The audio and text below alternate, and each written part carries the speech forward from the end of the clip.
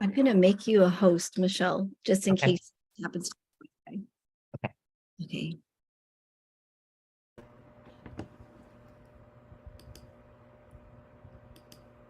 Okay, should we just get started Sounds good. with who's here now? Hi, everyone. Welcome to today's panel, Pitching in a Pandemic. I'm Michelle Amore Gilly. I also go by Gilly. Some of you just know me as Michelle Amore because you know me primarily from social media, but I actually have a last name. I am a WGA screenwriter, producer, and college professor. I teach currently at Loyola Marymount University, and I'm super excited to be here with you today. First, I want to thank Alexandra Kostulas. Did I get that right? Got it right. Okay, yes, I've been practicing. Founder of the San Francisco Creative Writing Institute, and Lauren Bright, who works with her, for having us today. For those who don't know, the San Francisco Writing Institute is an independent creative writing organization founded in 2015, and they offer writing workshops in several genres to writers of all experience levels from all walks of life. During the pandemic, they created Dispatches from Quarantine with the support of the California Arts Council, which is how we're all here today. And the purpose is to examine how the coronavirus pandemic and its impact have affected creative work. Secondly, I'd like to thank my panelists, Camille Tucker and Joe Carroll. Unfortunately, Bashir Gabriel, who was also listed, won't be able to attend today, but you will get plenty of incredible information, Hollywood, little secrets and details from the three of us. We have enough experience and stories to share with all of you. And last, but definitely not least, I want to thank all of you who have joined us here today. We're grateful to be able to share our experiences with you in the hopes that it may encourage and inspire you. So I'd like to give everyone a chance to just say hello from the panelists, as well as Alexandra.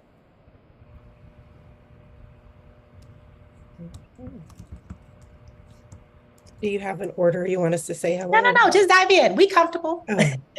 Go ahead, Camille. Well, hello, everyone. My name is Camille Tucker, and Queen Michelle was my professor at LMU, and that was how we met. And I told her I would never let her go ever since. She was my professor. She meant that. We become sister friends and sister scribes. I am a writer. I'm the co-writer of the Clark Sisters, the First Ladies of Gospel, but I've been knocking around in this industry for a while. I've written projects with Robert De Niro as a producer, with John Singleton as a producer, have a project with 50 Cent now. Just love being in this business. I love writing. I went to UCLA. I'm a Bruin and also now a Lion. And I'm really grateful to be here today to have this conversation. I did sell and secure a few open assignment jobs during the pandemic. So I'm excited about this topic. Great. And Joe. Hey everyone, my name is Joe Carroll from Nashville, Tennessee, born and raised. I've been in LA since 2014.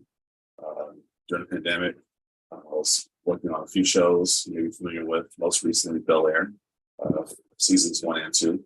I also produced a few Lifetime movies. So that was another thing that kept me busy. It's a very busy pandemic. And recently wrote and directed my debut feature film, Lethal Legacy, which is currently on BET Plus and BET Her. Michelle and I have been friends for a few years. We were running around Holiday Soul together and missed each other, but became very fast friends and upgraded to cousins overnight. Here we are. So I'm very happy to be a part. Thank you for having me. Thank you. And Alexandra, would you like to just tell us anything else about the Institute or?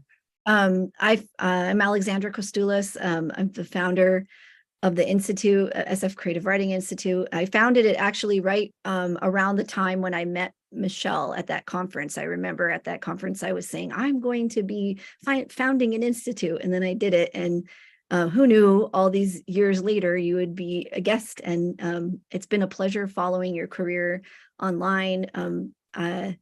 I really admire writers. And one thing I like about writers is that you can reach out and talk to them and they'll tell you about their process. And I wanted to form a community for writers, for people from all levels of experience, where you don't need to get admission to a program. You can just start taking classes and learning on your own.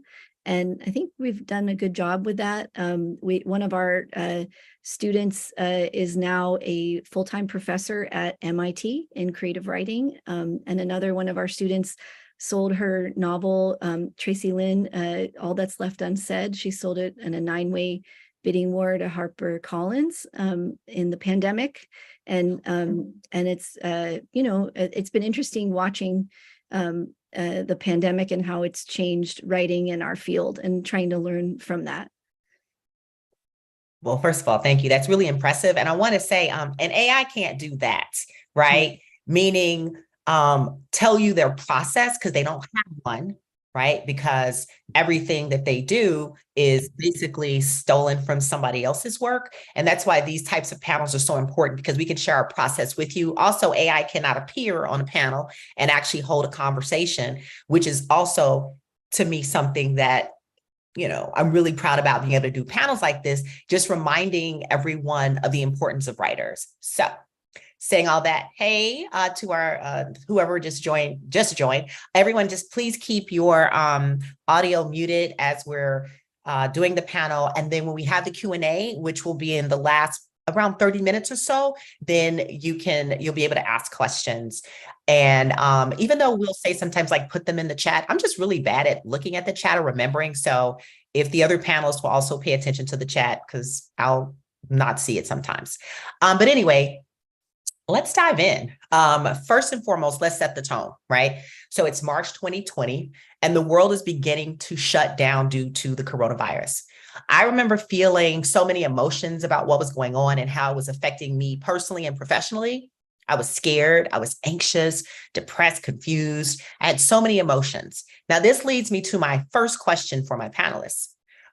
What was your emotional state at the beginning of the pandemic? And Camille, I'd like to start with you. Sure. Well, I, at one point, even when you met me, Michelle, was a full-time professor. And so I was actually teaching at that time, and we were talking about going remote. And like with many people, I remember going to the grocery store and there being no, toilet paper, no paper towels, no everything. And I was like, oh, I'm late on this train. And I did feel fear, but I want to say something else I felt, because I felt fear and uncertainty about, going remote and being on Zoom and having to relate to people like this. But in a way, because I'm a writer, I'm also an introvert. I'm an introvert, extrovert, probably a little more on the extrovert side, but it was sort of like, ooh, this is a time that my isolation can come out. So my fear was not only of what's going to happen, in the industry with me as a writer, or what's going to happen with me as a professor of these classes, but what's going to happen to my mental health, because I can defer to isolating and drawing and pulling away. I mean, of course, hey, more time to write. I love that. But I also get concerned about myself when I'm withdrawing from, emotional connections and experiences with, people, family, loved ones, friends. So I had a lot of questions and I didn't know how long it was going to last. Yeah. So that's kind of what I was going through. Yeah, I totally agree with you on that. And I forgot I was teaching too. And that was a big deal, right? Trying to transition from the classroom to Zoom spaces. And we saw a lot of good things, I think, that came from that, but also some very difficult things with our students. So thanks for sharing. Joe, what were you going through, my friend? Survival. I went straight into survival mode because right around the time it started, we just finished Boomerang BT, and I just started producing the Lifetime movies. And so right around the time of the shutdown, everyone was like trying to get their unemployment, or trying to get like whatever relief funds. Right, trying to get money, trying to survive. Yeah, trying to survive. And at the time, I was kind of like, okay, things are shutting down. You never know how long something's going to last. You just never know. There's no indication at the beginning. I remember getting a letter or an email from unemployment saying, we're not giving you anything. Like, they had me on some kind of like 2-month restriction. They're like, we're not sending you money for like 7 to 8 weeks. And I was just like, oh, okay, what am I supposed to do? And at that point, productions had started shutting down. And so my work was gone. So it became, it's like, what do you do from here? I actually saw a way out. Thankfully, like our apartment, like let us break our lease, and I moved back home. I moved back to Nashville. It was probably like the best thing that could have happened at the time versus like falling and letting like the debt stack up and like having to pay back all this rent in this apartment. I didn't like the apartment complex anyway, so that was the best thing they could have done for me. I was out. As soon as they sent the email and said, "Hey, you guys can like leave and break your lease, no penalties," I was out. And so I was able to go back home and actually be with my family and actually take care of my family because my mom and my aunt, they're older, and they're very susceptible to they were susceptible to that virus. And so I was able to like keep them at home and take care of them. So it was just all about survival, not just for myself, it was more so for my family than it was for myself. Yeah, no, and it's interesting. We were close before, but we got really close during the pandemic. And later, Joe and I will share how we actually used Joe's experience of returning home. And we ended up pitching a comedy all around town based on that, or inspired partially by that. Alexandra, do you want to jump in and just tell us how you were kind of feeling? Because you had this whole institute and was it primarily in person? It was all in person. And I was a teacher. I was a professor for 10 years at local community colleges and universities. And then I took time off to have kids. I started the Institute around the same time. And we were all in person. I had a baby in November of 2019. Oh, wow. And we rented in a WeWork building. And we all know WeWork had its own little dramatic rise and fall. And so we had to pivot. I was supposed to come back from maternity leave March 15th, 2020. And it was the pandemic. The San Francisco shut down March 17th, 2020. So I never came back and I had to pivot online in a weekend. Luckily, I taught online about 10 years ago and I didn't like it because they didn't have Zoom then. And I felt like it wasn't as personable, but we did it and it was hard, but here we are. Okay. And that leads me to, so lockdowns and restrictions force everybody pretty much around the world to adapt to their spaces and exist within the confines of 4 walls, basically, just kind of like what we're doing right now, which leads to my next question.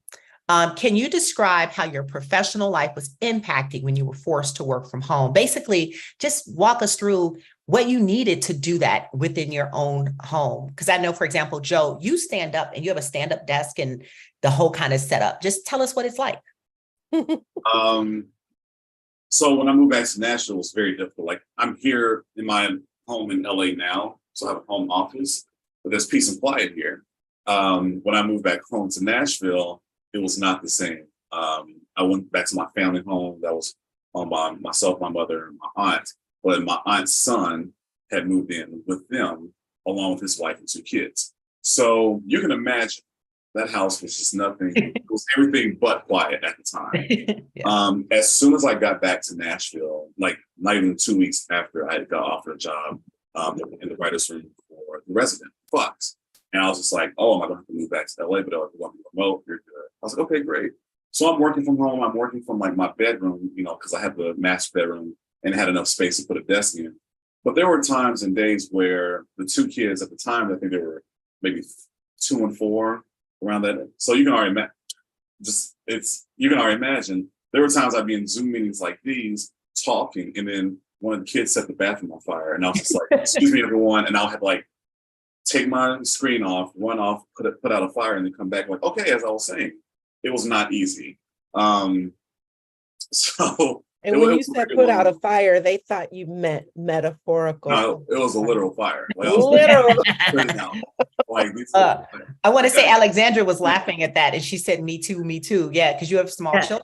Oh, yeah. Yeah. I had a newborn and a 2-year-old when the pandemic started. And then you can imagine and a lot of Zoom bombing in our household. It's like, it's just all the time. Like when my kids are home and they see Zoom, they think it's like fun for them because they started preschool on Zoom. Yeah.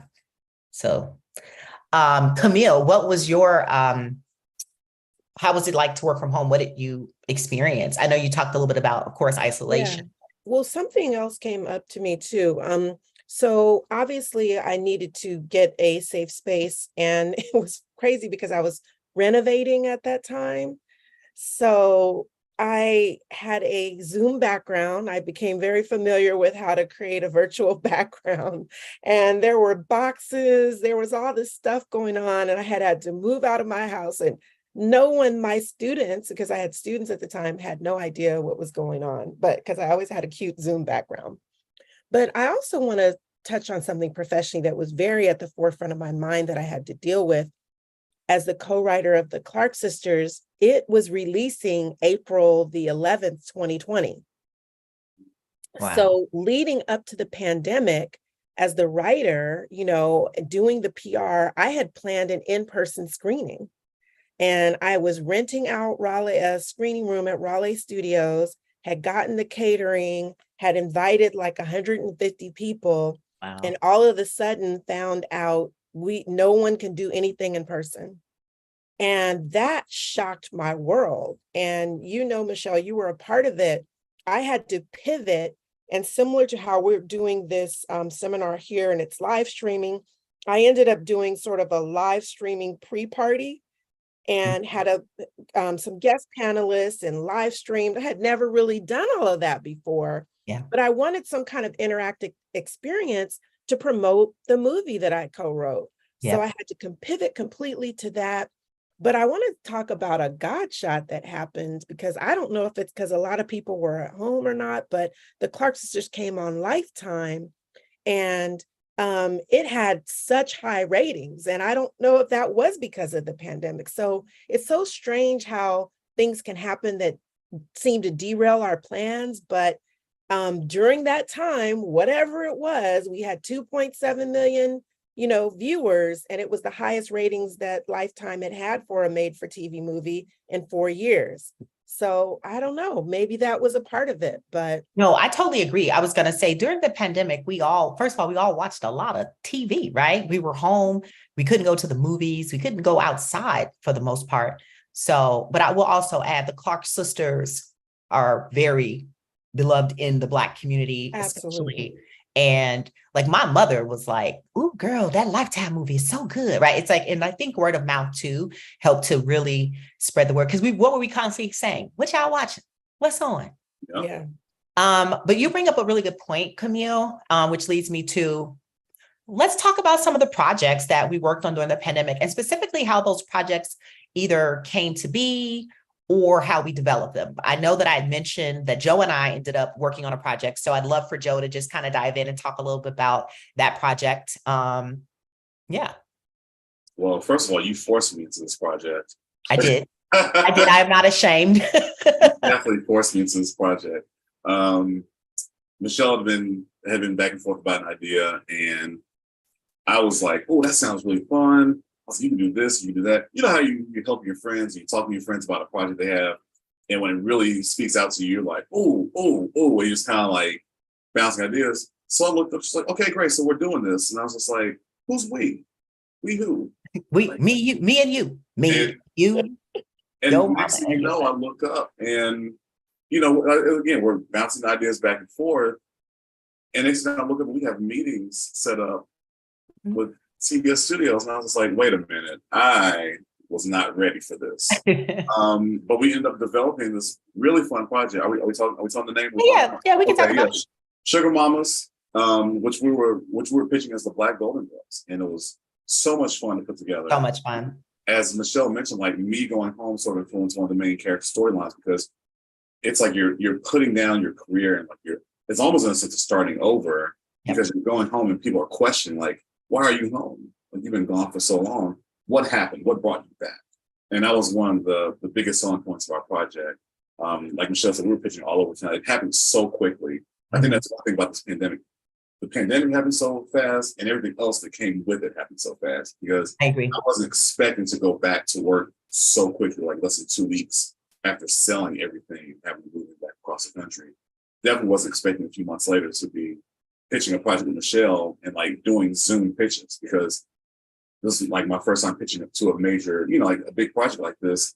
And normally you think you're going to be in a room across, a table from some suits and a stairwell, just in squares. So that was a lot, something to get used to. But it Definitely. was fun. No, it was. And I wanted to just share with the guests a little bit more info.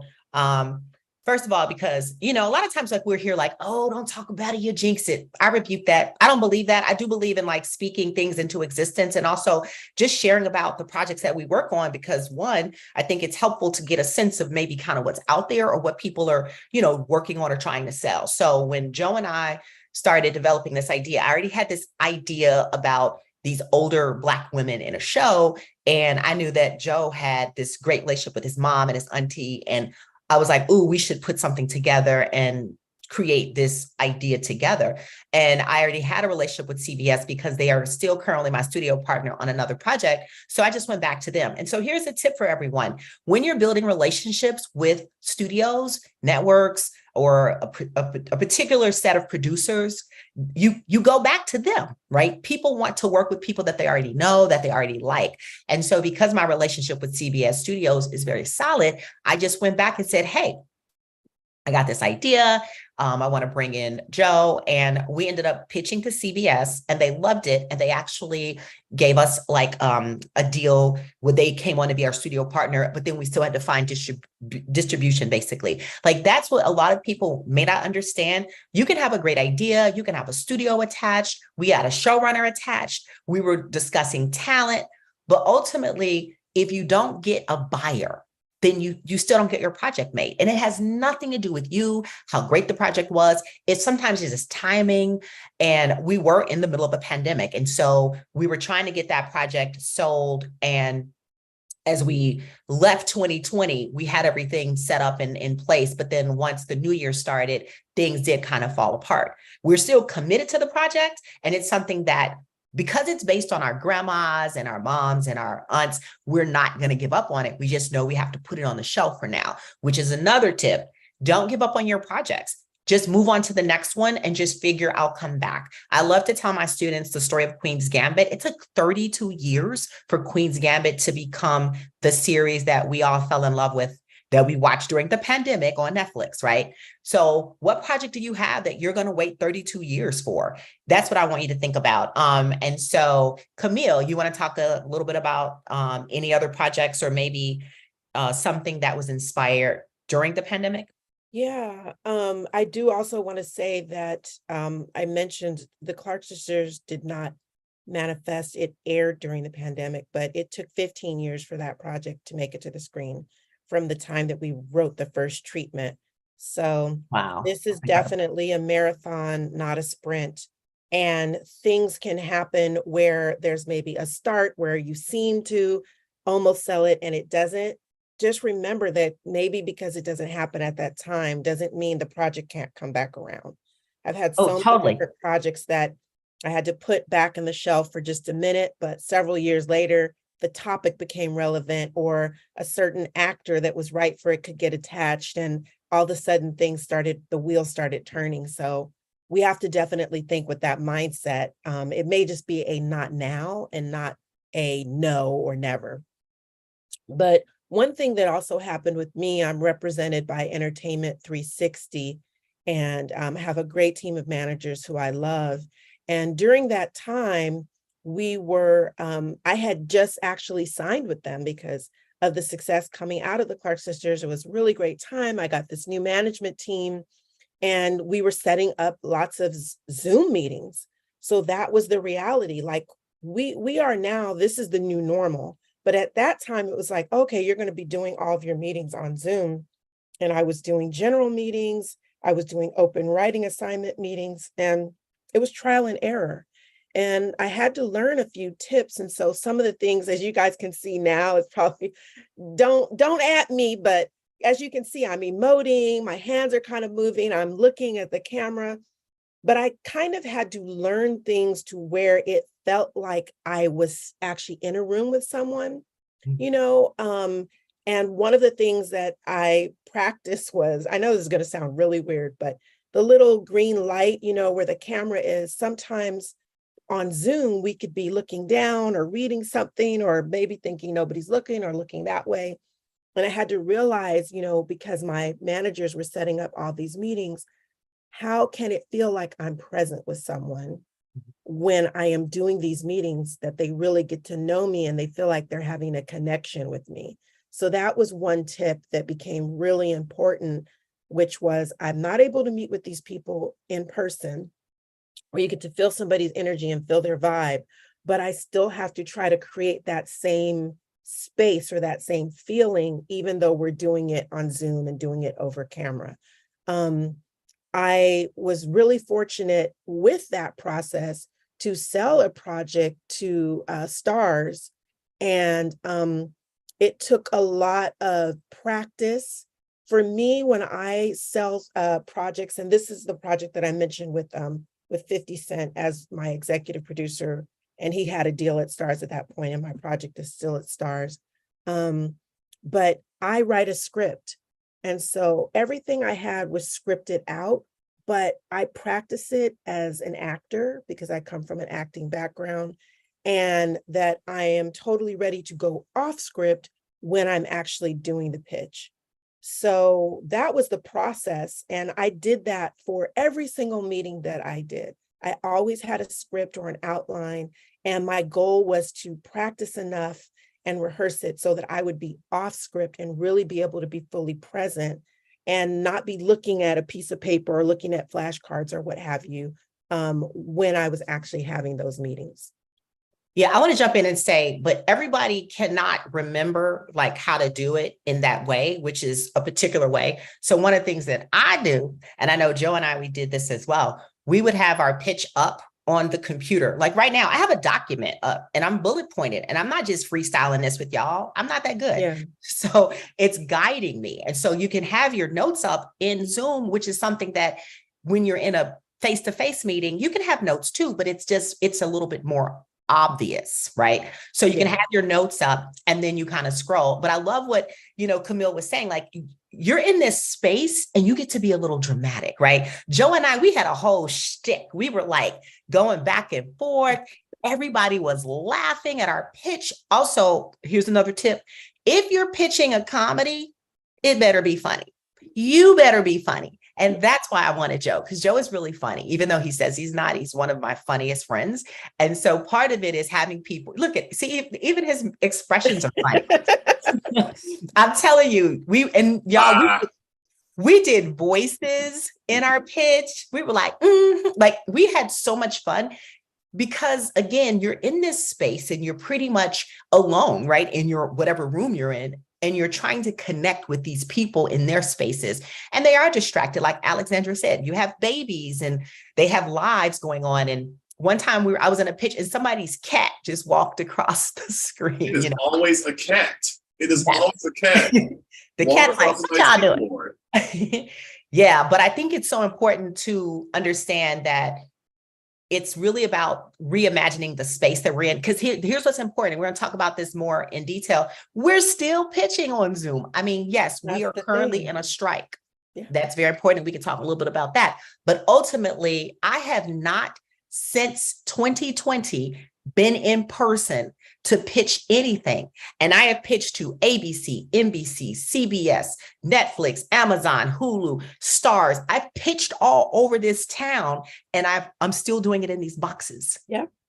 So we think that these boxes are going to stick around for a while. And so even though the pandemic created this new way of doing business, it appears as if we can. And let's talk a bit. Why do you think that is? Like, why are we still in the boxes, Joe? It's convenient. It's convenient. Yes. Travel time. You don't have to drive an hour. Sorry, Joe. No, you're right though. And that's the thing. I also think, and someone in the chat just said it's cost effective. That as well, because I'm not close to LA, anymore. So for me to like get in my car and drive to Studio City, it's gonna take me at least an hour. Who's got time for that? Who has time, gas, anything? Yeah. I got time for that. Exactly. So it's more convenient to hop on a Zoom, do a meeting. And as Camille said, like talking about the green dot where your webcam is, like my camera's right here. And I really appreciate what you said, because you do have to make a practice as far as like, I'm looking into the camera now. Yes. And this is how it talks to you directly. Sometimes when it's more informal, I'm looking at the square, so you can see my eye lines divert a little bit. But sometimes when you really want to drive a specific point home, I've made it a point to like practice looking dead into the camera to make sure, even if I'm not looking at you in person, you feel my eye contact and you feel how serious I am about it. Right. And I want to say one quick tip. I learned this from my good friend, Deb Glenn. Put a Post-it near the camera. Don't cover the camera, but put a Post-it that says, look here, smile, whatever little information you need to tell yourself. So it forces your eye up, because you don't want to do this. So you want to do this. And also you should be practicing when you're pitching in these spaces with your friends and people who can tell you the truth. Right. It's like, I was told to smile a little bit more, or be, like, presenting. You remind yourself to take a breath. Like you have notes for yourself in your pitches, like take a breath, Michelle. And that's smart. Like, you really have to remind yourself to do that, and like put notes in there for yourself. I would actually be like, slow. Listen, we all grown. I'd be like, slow the fuck down. I was going so fast. Like, I do want to say something, because I want to make sure I represent what I was actually doing. Even though I said I went off script, like you, I did have my document up. I had a cheat sheet with bullet points, but I was able to, if I needed to look back at my bullet points to get back on whatever I was saying to stay with my pitch. So that's one thing you can do that you can't really do in person. No one can see your notes. Yeah, it's seamless. They wouldn't even know that I was looking back to remember, go to this next thing. But I also, a friend and a few friends there's teleprompter apps as well now that people are using. I think somehow I've never gotten into that group, but that scroll whatever you have while you're on your computer or on your iPad or phone. So I know a few friends that were using the teleprompter apps. Yeah. Now, Bashir, who wasn't able to make it today, I know he would do the teleprompter ads. And I wanted to just chime in and say, before I dive in, I actually want to go to Alexandra, because you started this entire program during the pandemic. Can you just talk a little bit about like the thought process behind that and what you needed to do to get it to happen? Oh, okay. Well, I started it as a blog. So I was a blogger in the early days of blogging, and I stopped because I just didn't think I needed to put my blog out there anymore. I don't know why, just blogs went out of style for me. I stopped doing it. And then I kept thinking like, this is going to change everything. And I have to get back into the world after having my second kid. And I feel like stress or the anxiety of, this is the world closing for me, opportunities in my career. Is the pandemic too much? So I just started a blog again, and I registered the domain. No one had it. And I called it Dispatches from Quarantine. I started it in March. I registered it in March, and I started my first blog post April 1st. And I just wrote about, what it was like, and sort of freaking out in the middle of the night, what the grocery store, I took pictures of the grocery store and myself hoarding, and then it was you buying all the toilet paper, huh? It's me. Yeah, I never ran out. But and then it became I just started, other people said, oh, can I send something to you? Other writers of the Creative Writing Institute. And then I said, okay, so it was a lot of poets.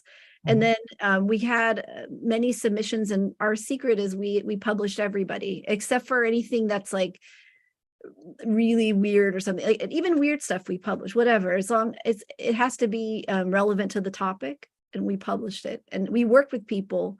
I worked with a lady whose short story wasn't ready yet, just to get it ready to publish it. And it was her first short story, just for free, and then, the Institute needed money. We've had a lot of, like pivots. It's been a lot. It's hard to run a small arts-based nonprofit in San Francisco, which has its own pandemic story. It hasn't come back yet, like other cities. And I tried to apply for grants.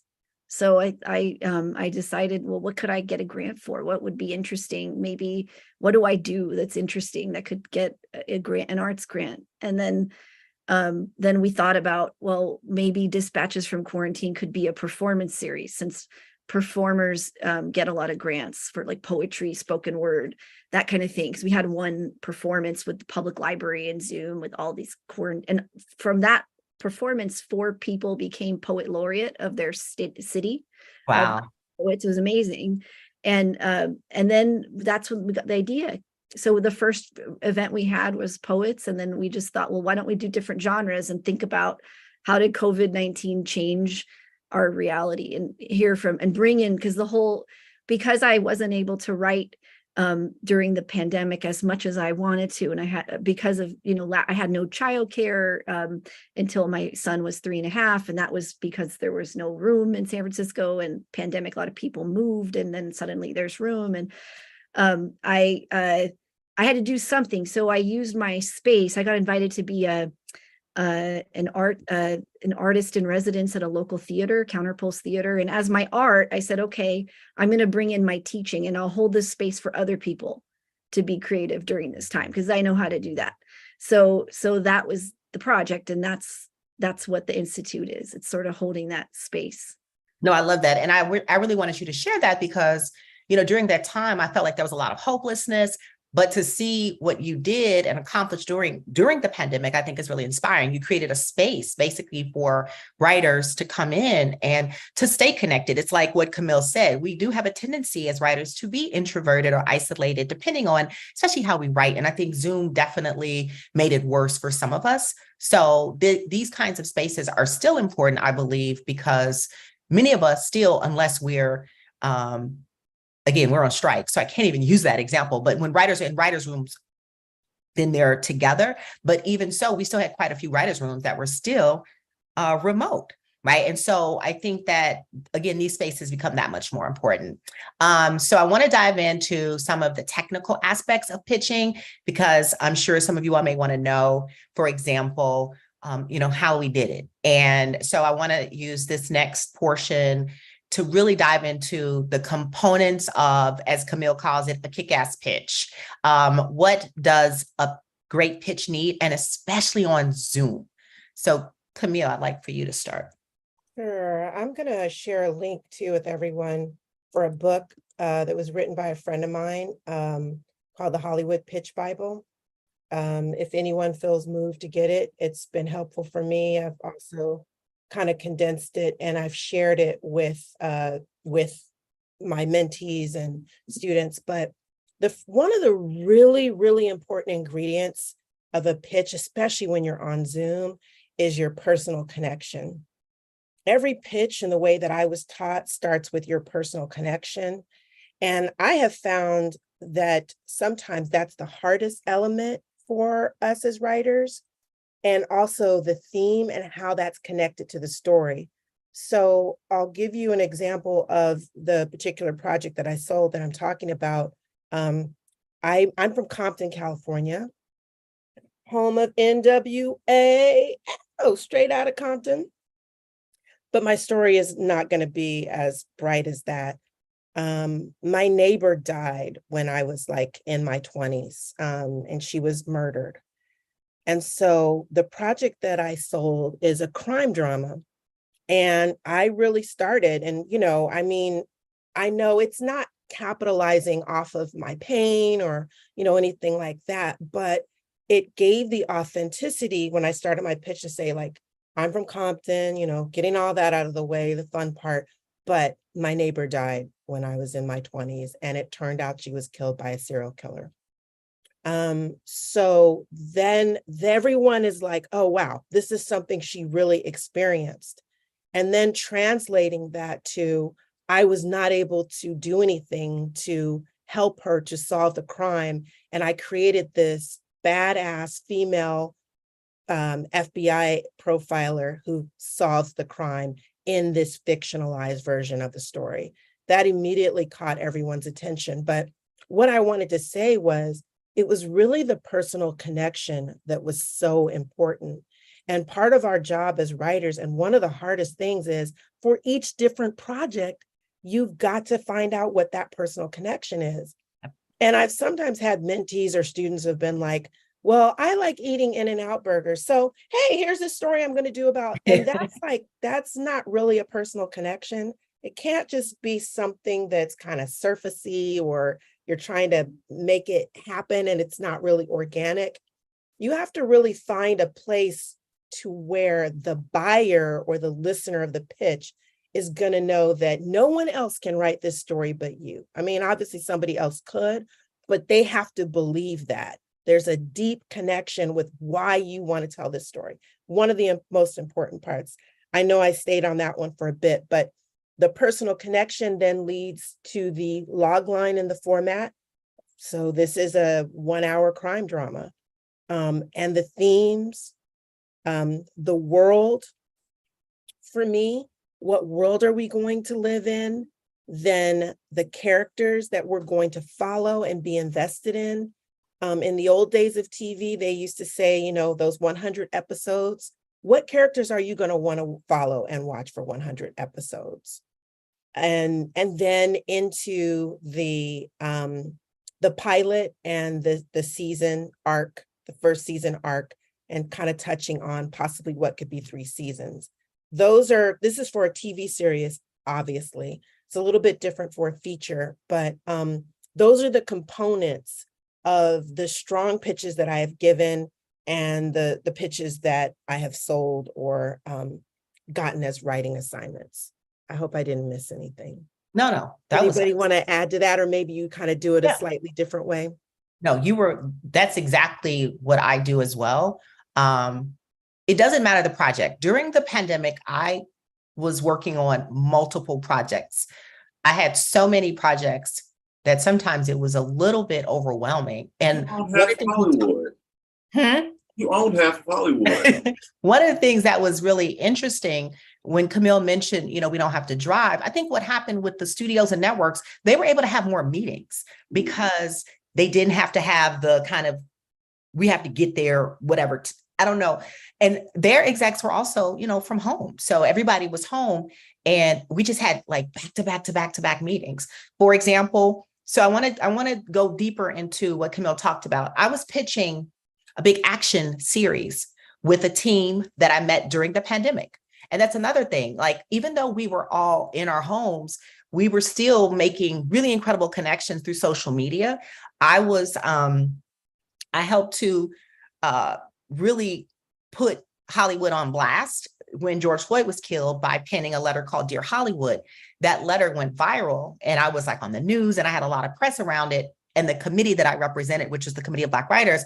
And so I was able to get a lot of meetings around town. And sometimes I was called in on a project and I was like, what? So one of the projects was an action movie. Now I love action. Let me just be very clear. But when the project came to me, it already had a lot of development. And so the only way you should take a project is that you see your way into the project.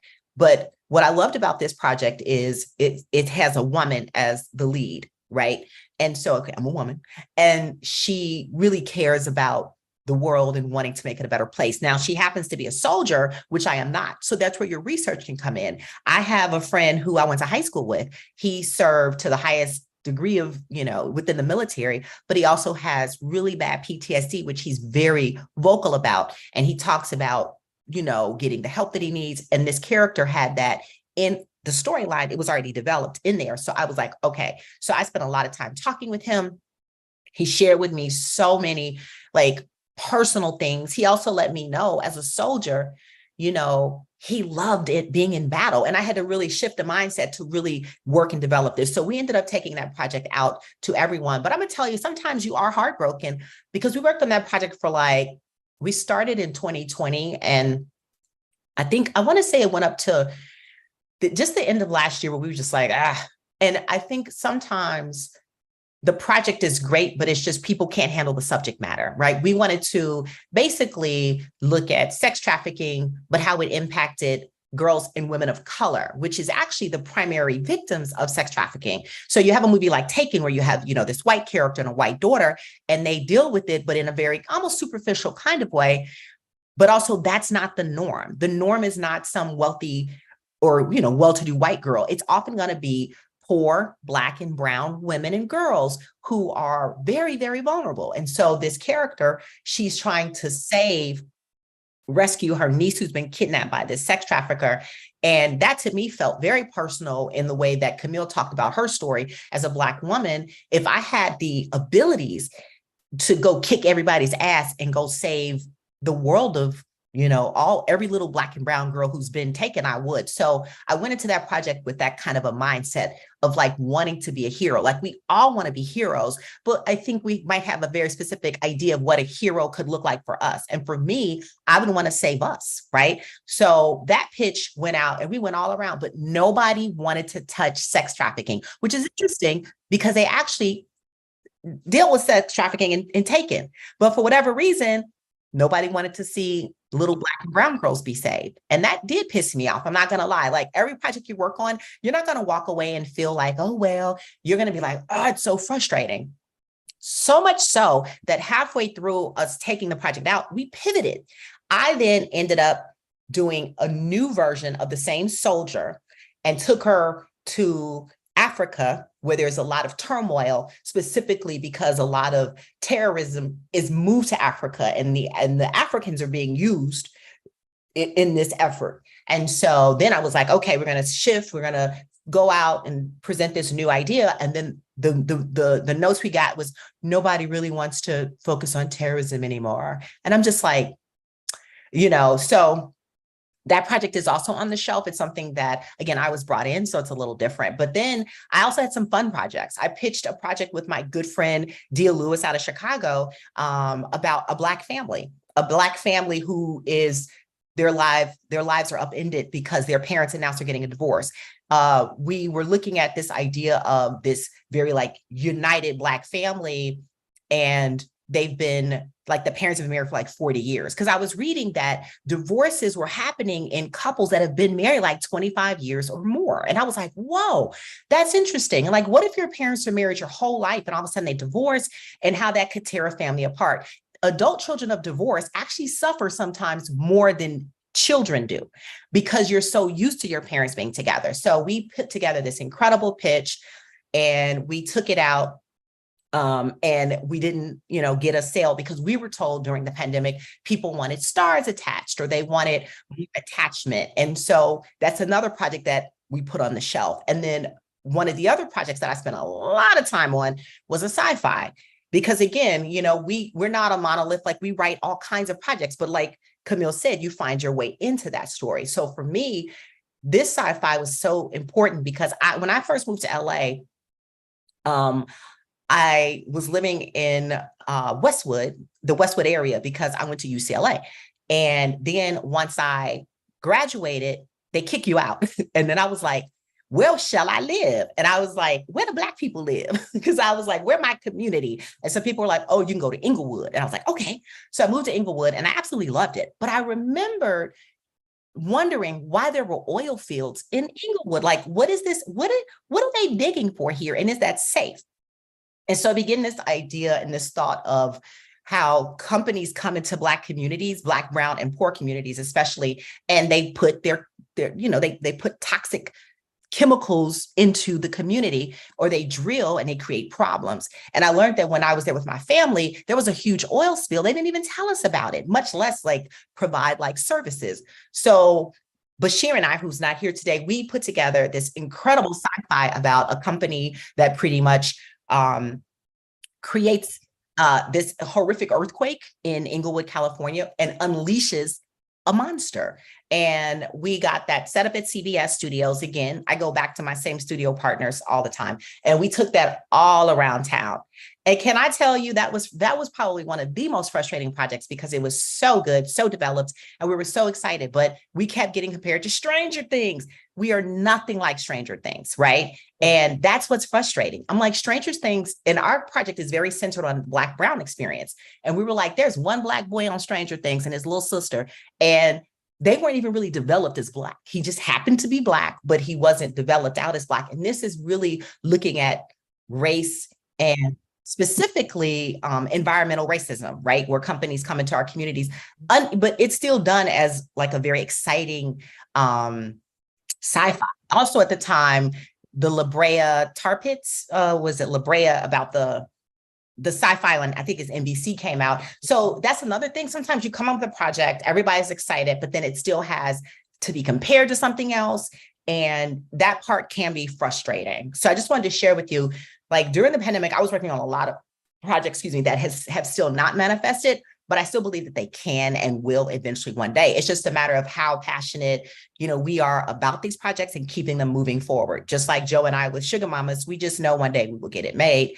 And by the time we were saying just the other day, yeah, but when we get it made, they're going to have to add some more zeros to that check, because we'll just be much more established when we go out. Okay.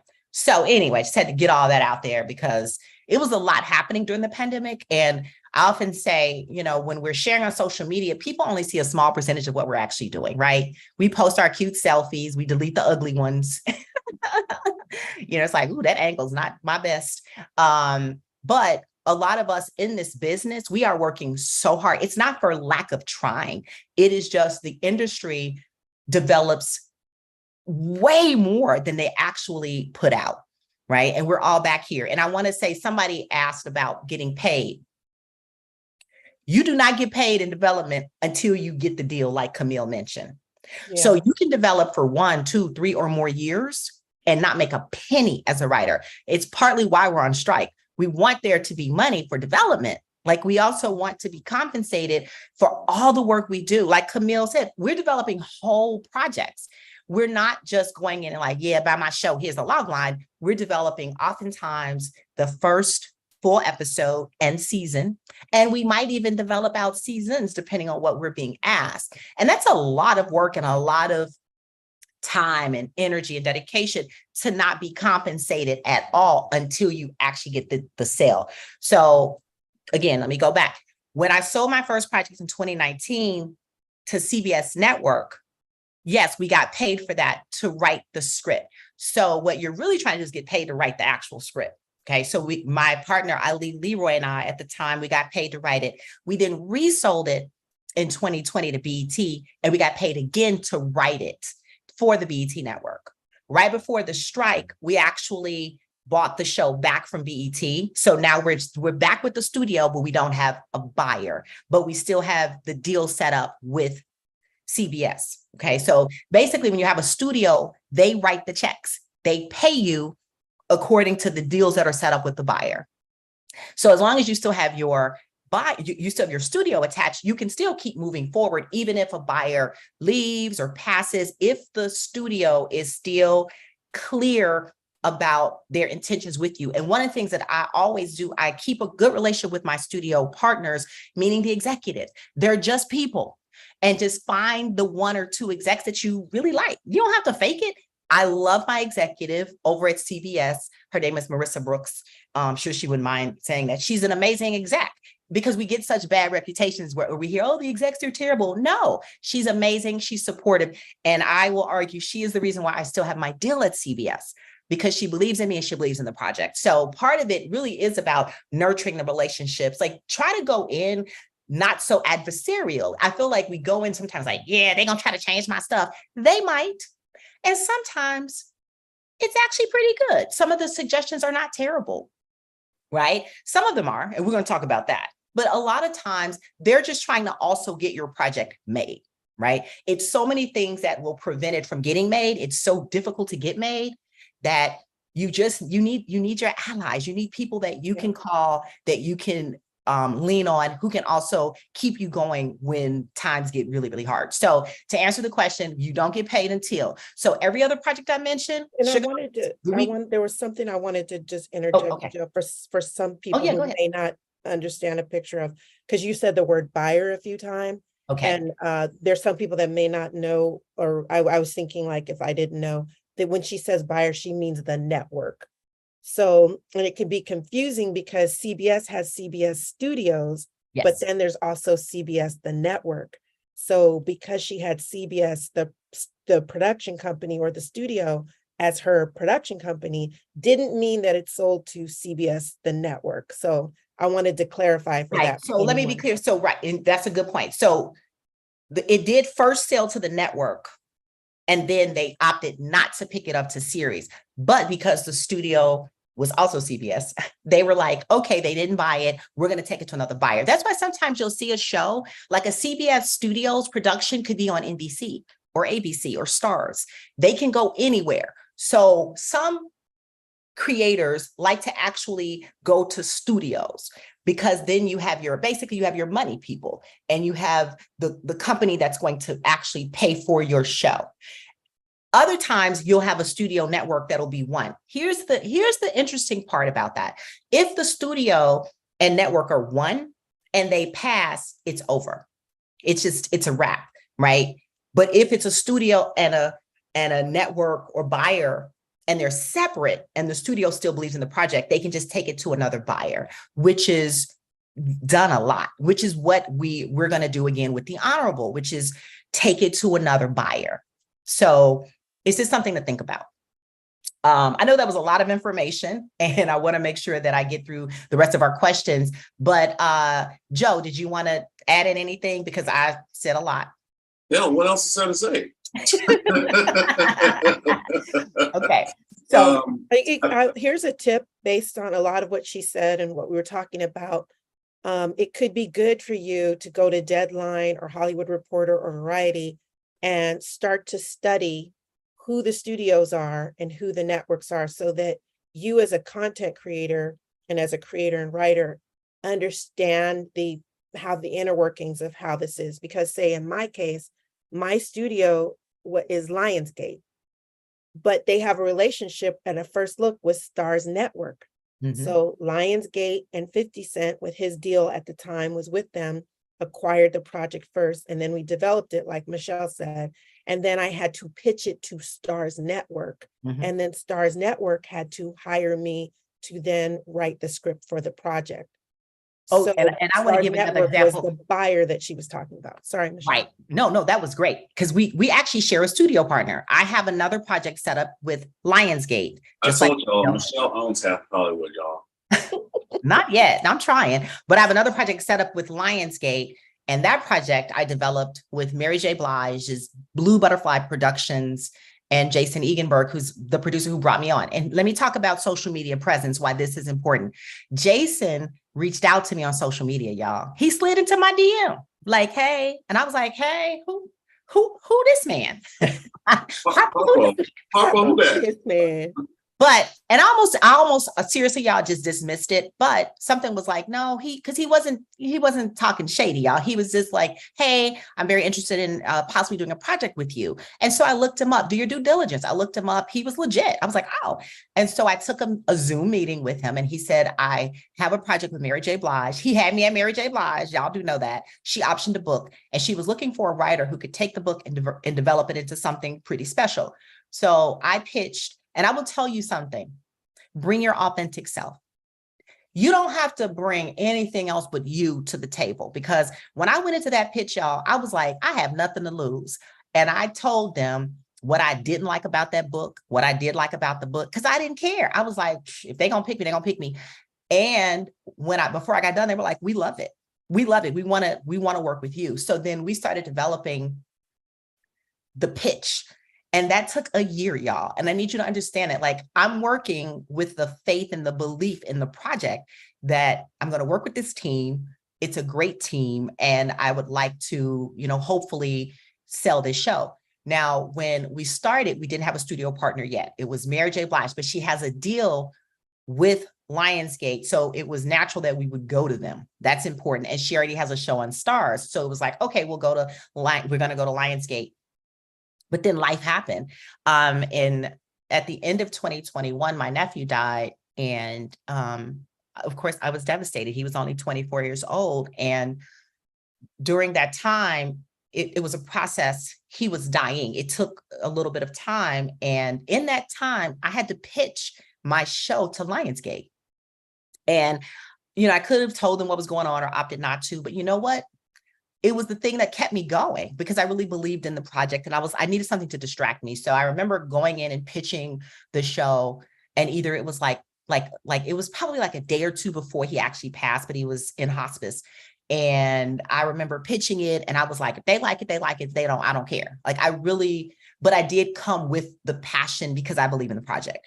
And they didn't get right back to us. And then my nephew passed, and we had the funeral. And then about a month later, they were like, oh, we're in. So then Lionsgate, once they came on as our producing partner, we knew we had to take it out to Stars.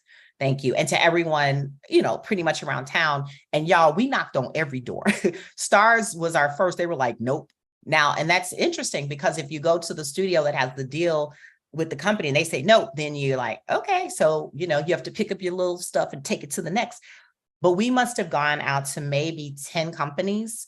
And our final meeting was with Lifetime. And I remember right before we went into the meeting, Mary J. Blige's president of her company, his name is Bruce. He was like, watch they buy it. And I was like, really? You think they're gonna buy it? And at first they actually came back with like, we're not so sure, because this is what happened. And again, in a spirit of transparency, I won't give names, but so when an exec meets with you to hear your story, a lot of times they have to take it back to the team, right? So we met with 2 executives and they loved it. But when they went to the team, they had a hard time re-pitching it to the team, or it didn't come across the way like I pitched it to them. So the team was like, we don't know. And they ultimately were like hemming and hawing. But then the producer I mentioned earlier, Jason, he got on the phone and he was like, nah, you got to do this project. And so you also want to work with people that are going to fight for you. So while we were waiting, Jason was on the phone, you know, people were making phone calls from like Mary's team, like they were really working behind the scenes to make it happen. And then Lionsgate finally came back and said, okay, we want to do the first season, which was huge because normally if you sell a show, if you're fortunate, you can get the pilot, but they do seasons at over at Lifetime. And then that we were all super excited, of course, and then the strike happened. So we've all been waiting patiently. Sitting here. Yeah. So just know, like, it's always something going on, but I'm really glad that Camille took the time to explain it, because I know it can be, I think when you're in the business and you talk, people are like, what? But you're right. You got to clarify it and make sure you understand the different dynamics. But ultimately, my Lionsgate team, it's a totally new team from my CBS team. So the good thing about once you have teams, then you can start saying, who could I go back to? And I want Joe to talk a little bit about Lifetime and how that ultimately ended up leading to you getting your movie. So I'm glad you said that, because I read a question in the chat and someone was asking about, like, for a newbie, you know, how do you join in? I know we're going to do a Q&A later, but I think it's going to tie into what you just asked. Mm-hmm. For a newbie, because for me, I'm probably still like, I'm not going to say I'm new. I mean, I've been in the industry for like 15 years, but I start off in set and work my way into the writing side of it. Relationships are so important. I think that's the most important thing. And I know you hear it all the time, but it really is a firsthand thing. You see, guys, I'm talking to you directly now. Relationships are so important. The reason why I was able to do the Sugar Moms with Michelle is because Michelle brought me in with her to her deal with CBS. Like, it wasn't a thing where I was like, let me make a phone call and I'm gonna get CBS on the line. It was Michelle that had already had her established relationship with CBS. Same thing with Lifetime. The movie I just did for BET came through my Lifetime connection, because I was already doing Lifetime movies. I was like in UPM, I was producing these movies. So I met another producer who was doing Lifetime movies, and then was setting up a deal with BET Plus, I should say. And so that's how it came to be, was the relationship aspect. And as Michelle said, like, you want to work with people that like you. That's also important. You want to work with people who like you, because you might be trying to work with someone who's not very fond of you or fond of your stories. And it's very important to have someone who's going to champion and fight for your stories to get made. But you also have to do the work. And excuse me, what that also means is, like, as Camille was talking about, like, the pitch process, one thing that's very important is the engagement. You know, as we're talking about the Zoom meetings, like, we're on Zoom right now. There are only 1, 2, 3, 4. There are only 5 cameras on out of 24 people. So what are the other 19 people doing? You know what I'm saying? Like, you could be sitting around, you could be watching TV, you could be like playing a game, you could be on your phone texting. And I think the most important thing about a pitch, especially in a Zoom, is the engagement. what are you doing to keep people looking at you, listening to you? I'm not asking y'all to y'all's cameras off, by the way. Don't do that. I'm just saying, like, but it's like, what's the important thing? Like, I'm looking to the camera right now because I'm talking to you guys directly, and I want you guys to know how important this is. The engagement is so important, and keeping their attention, because there were times where, even like when Michelle and I were pitching our show, you could see like people are like looking off to the side, they're clicking and they're like doing stuff. And there are times where I actually want to stop my picture, like, I'm so sorry. Am I holding you up and something? Because my time is just as important as yours. Because I was working, I think I was on 2 shows at the time we were pitching Sugar Moms. I was working 2 shows at once. So I had to stop. You were up to 3 shows at one point, Joe, remember? I was doing 3 shows at one point. But at this, when we're doing Sugar Moms, I was doing 2. So that means I had to take the schedule for 2 different shows and fix that and like make it work so we can go and pitch to these networks. And so when I'm sitting there watching someone off to the side clicking and the cat swinging from the ceiling fan, I'm like, I'm so sorry. Do we need to reschedule this meeting? Like, what are you doing? So I think it's so important. And here's the thing. There are different ways you can make your pitch engaging. You can ask questions. That doesn't mean they have to answer, but ask a question, make them stop and think like, oh, like, how does that relate to your show? How does that relate to their lives? You know what I'm saying? Like, you want to bridge that gap. But also that's the we. Yeah, exactly. It's like you really want to make them see themselves. Try to make them see themselves in your project the way you see yourself in your project. But the relationship aspect is so important. Like when you're out there like shaking hands and making friends, don't just do it. Like, don't go out with the intention of trying to find someone to like attach yourself to. Like, you actually want a genuine relationship with someone. Like Michelle and I have been working together. Like, we started with Sugar Mamas, and now we have 2 more projects that we're doing together that we're going to have. More than 2, probably, but just the 2 on the top of my mind, because I'm like, she's already plotting. I don't know which way she is, which way I'm pointing, but she's already plotting on me to like put me on more projects, which is fine because we enjoy working together. But this is a genuine relationship that Michelle and I have. You know what I mean? And like, and same with her. Like, when I have a project I'm going on, like, what's Michelle going to be doing? Because she knows I'm going to be writing episode 4 of any project that she's writing. You know what I'm saying? Like, I've already claimed episode 4. That's my number. So, so just to answer that question that came from the chat, I think that was a very important thing to like interject. Yeah. And I'd love to add something to that too, even though I'm not a newbie and it's been a while. But I will say that one thing with students and mentees and just continuing to study the industry, if you just, graduated from college or your MFA program and you're starting off maybe as a PA or whatever that entry level position is, that is a hard place to figure out, how do I get from here, I'm doing something entry level, to where I am actually pitching to a studio and then a network. One of the things I think is really important and that I have just studied over time is getting some heat around your name that can start opening up opportunities. And a lot of people are doing that now. And I feel like I say it like a broken record, but through a lot of the writing contests, a lot of the fellowships or short films that are getting out there, if you're in that place where, hey, I just got into the industry, but I'm trying to get to where I can get some representation and or start pitching around, having your name associated with some short films that are on the film festival circuit, or having been a semifinalist or finalist in a number of writing contests, starts to open up opportunities as well, I think. It can be hard, but I have seen that happen. Yeah, and I know we're doing Q&A later, but someone did ask while we were talking, like, establishing a foundation, and that's very important. I think a foundation and a network are equally as important. I think like the friendship that Michelle and I have, that's our foundation. Like, we both know what we like. We both know what we like to work on. And you kind of don't want to like put yourself out there until you actually have something solid to present. And even if you don't have like a solid pilot or a solid feature, you just want something solid, like an outline. It can be just as solid as a script.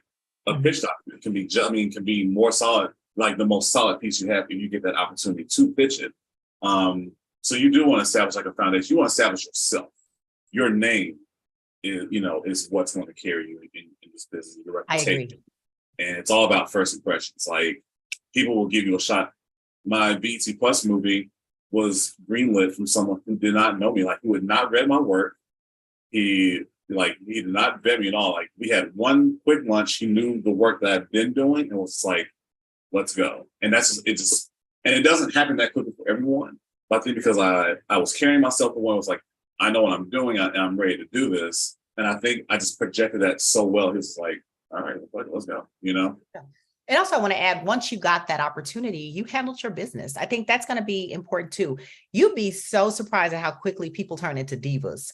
I call them big shows in a little tent, like people who get their first opportunity. And I don't know if it's self-sabotage or whatever, but then they end up blowing it. And it's like, do not blow the opportunity when you get it. When Joe got to direct that movie, I remember you going in, doing everything you needed to do. You didn't come in and make it worse. And I think you finished a little bit early, correct? Finished early. I finished, I gave them a day. Well, no, I didn't say I gave them a day off. But I did finish a day early for holiday travel and stuff like that because it's near the holidays. So I know that's a big thing, for people to go home during the holidays. And I was just like, I could have done this in another day less. Not bragging, but it's one of those things because of the experience that I already had working on set, I knew how to utilize my time, the schedule, what I needed to cut, what needed to be done, so I can make sure I made my time, Well, I'll brag for you because I was very proud of how you handled it, because that's also how you get the next assignment. Because as soon as Joe finished his movie, so it was funny because when the movie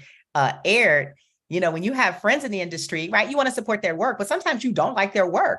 And so my cousin had watched his movie and she was like, "Ooh, cousin, it's really good." And I was like, "Ooh, thank you, Jesus." Because I didn't want to have to lie to him or be like, "I saw your little movie." Yeah. So I watched. Oh, your baby's so cute. Look at your baby. Oh, I was really proud of him, but also so much so, guess what I did? My producer, who I sold the PG County, the Mary J. Blige project with, I know that he has a deal with Lifetime. So of course I introduced Joe to him because I said, "Hey, you need to work with this director. He's really good." He was on budget. He was on time. And in fact, he came in a little bit early, which is always, time is money, of course, in Hollywood. That said, it's really, I teach my students, I do this workshopping. I do a networking workshop. And one of the things I teach them is that it's not who you know, it's who knows you. And when people know you and can speak to your character and your work ethic, 9 out of 10, that's how you end up getting, the next big project or whatever. Speaking of, let's dive back in and talk a little bit about the process, Camille, of preparing for the pitch. And I just want to say this, Joe knows, first of all, I'm really bad. I forget the actual pitch days, the times. I'll be cooking breakfast. And the best part about working with Joe was he would be like, "Are you ready?" I mean, there was one time, I'll share this quick story. We were getting ready to pitch to one of the networks, and it was a major network, right? Yeah. And I was like, "Hey, how you feeling? You ready to go?" She's like, and Michelle's just like, "Yeah, I'm good. I'm over here making breakfast. I got my grits on and making some eggs." And I was like, "Okay." I was like, "How fast are you planning on eating that? We're on in 10 minutes. She's like, "What? 10 minutes?" And you just hear all the pots and pans go playing in the background. She's like, "Oh shit, I gotta get ready." And she just hangs up. And I was on the phone like, "Oh my God, it might just be me." So I was like, I'm gonna get my little blonde wig and cock it to the side and play both parts. I don't know what was about to happen, y'all. But anyway. Yeah, no, it was truly funny. So I will say, for me, before I go to Camille, my prep is I really have to be organized and keep up with my times. Also in Zoom, sometimes you make sure you check those time zones, because sometimes a company may be from the East Coast based, or whoever set the Zoom up, and you could get thrown off. And that's really, for me, I got really thrown off with times. And when that incident happened with Joe, again, it was a big meeting, y'all. And I was ready, but I thought it was a few hours later. So I was literally eating grits and eggs. And Joe was like, "You better go get you a Pop-Tart." So Camille. Yeah, you better get a Pop-Tart. I'm going to try to answer 2 questions because someone wrote, "Would you recommend a newbie establish a foundation before utilizing their network?" And let me say this, in 10 minutes, we're going to go to all the questions. So let's try to keep Yeah. And at 1:30. Yeah. And that was the question I was answering earlier when I was talking about the relationships, the newbies. Okay. Yeah, I had something to add to that, but I'll go straight to the prepping. As Michelle said, first of all, you know, I put all mine in my calendar. I just calendar stuff right away. I'm so grateful because my manager's assistant will email me the night before and just be like, just a reminder, you have this meeting. But definitely my calendar with my reminders. But someone said to me, and one of my mentees is on here and she can attest to that, even though her camera's off, she'll get a laugh. I said, you have to pitch your pitch 10 times at least, maybe not at most, but at least you need to run through it at least 10 times before you actually pitch it. One of the tools that I learned during the pandemic was the record function that we have on here. You can actually turn your Zoom on, put it on record, and you can actually pitch to your Zoom camera with nobody else on Zoom. And that could be your practice, and you can record it too. And the thing that helps with that, remember when I talked about looking at the little green dot or looking at the camera, you can then look back at it, the recording, to see, were you looking into the camera? Were you emoting? Were you saying a lot? Or what was happening when you were doing the pitch? And it's great because you're going to be pitching on Zoom because now where that's the new normal, but you can use the record function to see how you're showing up in the pitch. And you can do it with a friend on who will then give you feedback, and you can then watch back the recording, or you can just do it by yourself.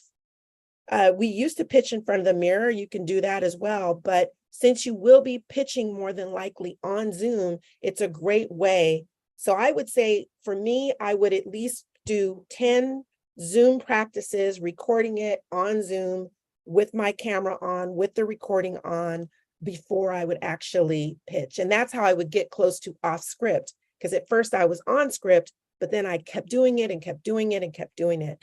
And I would have my writer's assistant give me feedback and keep pitching. Yes. That's one way I would prepare.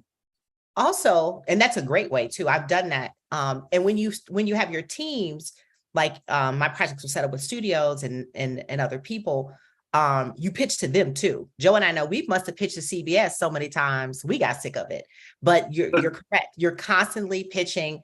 You have to practice. That's the thing. So that when you are in the actual pitch, it does feel natural. Yes, you're going to have your notes to keep you on track, but you still want it to feel very conversational, like you're telling a great story to a friend, like, oh, let me tell you what happened the other day, right? It's that idea, but it's more formalized in that you're saying, have you ever wondered what it was like to lose your parents? Like, and it is a bit dramatic. So those of you that are, have the inner little like actor in you, like it's the time to bring it out, because yes, we are writers and oftentimes, again, introverted or can be. This is a moment to bring out all those little characters that are in your head. Like I said, Joe and I, we would actually do the voices, right? We're like, blah, blah, blah. No, you didn't. Yes, you did. Da, da, da, da.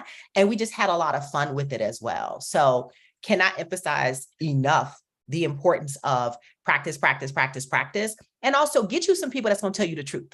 Don't have somebody like, oh, girl, I see Darshelle like, Get people that say, listen, you're looking down too much. You're going too fast. You're not looking, make sure. And also when you're pitching, there are times you need to, sometimes silence is enough to then make people really lean in like, ooh, right? I had a pitch that I got to do also during the pandemic. And to show you how relationships work, when I moved to LA, I went to UCLA. My first internship was for Will Smith's Overbrick Entertainment. While I was there, I met an assistant named Jamal. We became really good friends and just stayed in touch over the years. Jamal is now vice president at Monkey Paw, which is, of course, Jordan Peele. Thank you. Jordan Peele's company. And so he reached out to me about coming in to pitch a Candyman movie because I'm from Chicago. So it was like, okay. And so I remember so one of the things I did was, I created a graphics this time because I was like, you know what, I'm in the Zoom space. Let me now give them a visual aid. So I reached out to an artist friend and we created this graphic. I'll see if I can find it, but it was a lot of fun because as I was pitching this idea of Candyman, although I moved him from Chicago, y'all, because he's an entity. I was like, he dead. He don't have to just live in Chicago, right? He can kind of live anywhere. But I also gave a visual aid. And even though I have never done like a full visual like pitch deck or pitch book on Zoom, I am seeing where in some projects now we are including some visual aids to just, I think people are getting a little Zoom fatigued. And also now we're starting to think about how we can be creative in our process. And so part of it is when I pitched PG County, I did use visual aids because I had so many characters in the show that I wanted to give you some visuals to connect with who is who. So then you could be like, oh, that's Taraji P. Henson. That's, Sanaa Lathan. These are, of course, actors that I would hypothetically like to have in the show. But it connects it. So yeah. Anything Can else? I just add that every pitch that I've sold recently, I've used the visual aid. It's been integrated using in slides. Yeah. So that is something that's being done a lot now that agree. we've evolved in Zoom pitching. You don't necessarily have to, because again, as we said before, the people connecting to you is very strong and very important and powerful. But just know that a lot of people are using slides for, if not all, some portion of their pitches now. Right. Okay. I was going to share my screen and see if can you all see this? Yep. Okay. So this was a poster that I had made for Candyman, my pitch. And it was this idea of you would, instead of you calling, because the whole story with Candyman, right, is you say his name 3 times. I still won't say it 3 times, just so you know. And then he's going to come and like snatch your soul. So in this image, it's this idea of Candyman is actually pulling you into the mirror this time. Instead of coming out of the mirror, you get to enter into his world. And I wanted to give them the visual, and it took a lot. Luckily, I worked with the artist who did it for me just as a favor. But this is an example of something that you could do. So I didn't do like a full, deck, but I did give at the end this image of like the hook.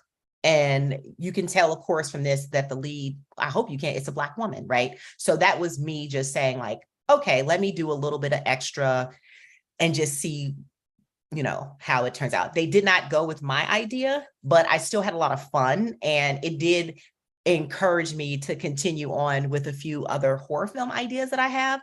And I had a lot of fun making the poster. I still actually have that hand because, believe it or not, we purchased the hand from like Amazon so he could use it to kind of recreate it. And it was cheap, it looked cheap. Yeah. But it was still a lot of fun is my point. And I think the process is looking at each individual project and saying, what can I do to make myself stand out? And more importantly, I still have a relationship with Jamal. He's still my friend. And I'm certain, I could go back in the future with something else. Or, maybe Candyman again, if, they rethink it, or maybe they come back and say, we thought about it and we kind of like what you came up with. Yeah. Joe, do you want to dive in about your process? I know you have to like go to the beauty shop, right? I think coming from like, it depends on what kind of person you are, because there are a lot of people who may have, I won't say stage fright. I grew up doing community theater, and I think one thing that really helped me is like, you have to get out of your head. I think that's one thing that people need to hear, is you really have to get out of your head and not think about it too much. And I know it's easier said than done, but once you practice it enough, it almost becomes second nature to you. And you don't want to focus so hard on getting it just right. Because if you make a mistake, you just go back and just repeat yourself. I saw someone in the chat saying they're the king of ums. And one thing that I do when I coach other people when they're public speaking, say the ums in your head. Now I'll let ums slip, but if you're like really doing a formal thing, say the ums in your head. Take a pause and catch yourself. People will respect that. Versus just stammering like, you know what I'm saying? Like, just take a minute and they'll recognize it, because we all have to do it. I've had to do it. I've done it today. See, there it is. I didn't say it in my head though. But take that time to get out of your head, get familiar with it. There, I did it right there. So that's more so my process. Mm-hmm. Just don't take it, it's a serious matter, but don't take it so serious where you can't enjoy it. I think I love what you said, Joe. And even if you don't come from an acting background, we are creatives and we are moving in a space where we collaborate. Our hope is we're collaborating all the time with writers, directors, producers, and actors, and other crew members that make a film or TV project happen. When one is pitching, you have to, I'm suggesting that you think, you know what, I have to put on my actor's hat. And it will really help if you think, you know what, I'm acting a role now. So if you are an introvert or if you are shy, maybe a pitching partner can help. A lot of times people pitch in teams anyway, but also if it's a role I'm playing, well, then I may be an introvert or I may be a shy, but maybe shy, but my alter ego, Sasha Fierce, no, just kidding. My alter ego is not, my alter ego understands these characters and their voices and can relate this to someone else in a way that can embody that energy that's needed and that passion that you have for the project. So maybe even thinking of it as I'm acting a role for these 15-20 minutes. And I need to learn my script. I need to learn my lines. And as Michelle and Joe both said, you need to get feedback from those. If you're a newer person and you don't have a team, so to speak, people you trust, like Michelle said, who are going to tell you the truth. Like your mama who might hurt your feelings, but she gonna really tell you. My mother is like, she'll be like, I already heard that before. I saw it on Law and Order. You like, you didn't see this on Law and Order? Yes, I did, episode 52. But also, yes, you can trust your friend. The thing is, you should be building a community around yourself of people. And again, when you're new, I remember when I first graduated from Columbia College in Chicago and I wanted to do a table read. Y'all, I invited my friends over and I bought some food. And I said, okay, I want to do a table read. I had enough scripts for everybody to read a role. And we just turned it into a really wonderful evening. And they gave me honest feedback. And I told them, yeah, give me honest feedback. Tell me what you like. Tell me what you don't like, because I want to make it better. And I think that's the whole idea, is if you go in saying, I just want to be better, and you're asking for the feedback that, again, to make the presentation better, because honestly, every time you go out, that is a potential for a sale. It's the potential for you to get a show made, get a movie made, get a deal moving and going along. And just know that once you start, though, you will have so many projects you work on that will not go anywhere. And it will be frustrating sometimes. But I think the key is to always make sure you're doing projects that are personal to you also, right? You can be working with someone else, but like Camille talked about, the idea of a story based on her neighbor who was murdered, that's personal. That's a project that she can carry with her going forward because it's hers, versus like the project that I have with Mary J. Blige's company. It's a book that they brought, that I was brought into. So I'm glad that we sold it, because all the work that I did on that project, if it had not, I just have to go on because I don't have the rights to the book, right? I was brought in as well as the book was optioned. And the last question before we go to your questions. Oh, Joe? I just want to say one thing to add on to that. Two things. For anyone, like no matter where you are in your career, join a writer's group and take classes. Like continue to take classes, read the books, become as educated as you can in the process. I taught a screenwriting course a few years back, and one big thing for me, especially as a script coordinator by trade, one thing for me is formatting. It's very important. You want to make sure that if someone's going to read your work, that they can actually read it and that it flows. Formatting is so important. I think one thing that I really push about writers groups, I just joined my first writers group this year, and I'm so glad I did. I mean, in all the years I've been doing this, I just joined my first writers group. It really helps you get the feedback that not only that you need, like you can be looking for specific feedback on a certain character or a certain plot, or like anything. You can tell them, like, this is what I'm looking for feedback on. You don't have to give me feedback on the whole script. Just tell me if I'm in the right direction with this storyline. But join writers groups, take classes, like you'll never get too much information. And sometimes I will say you will get conflicting information from different places and different teachers or instructors and things like that. Take what works for you. And I think that's one thing that Michelle's always pushing as a teacher. And like I listen to what she tells her students, what works for you, what feels right when you're writing.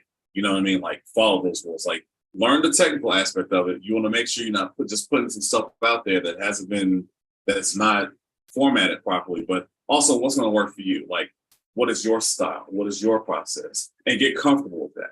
Get comfortable with that before you send it out to someone else.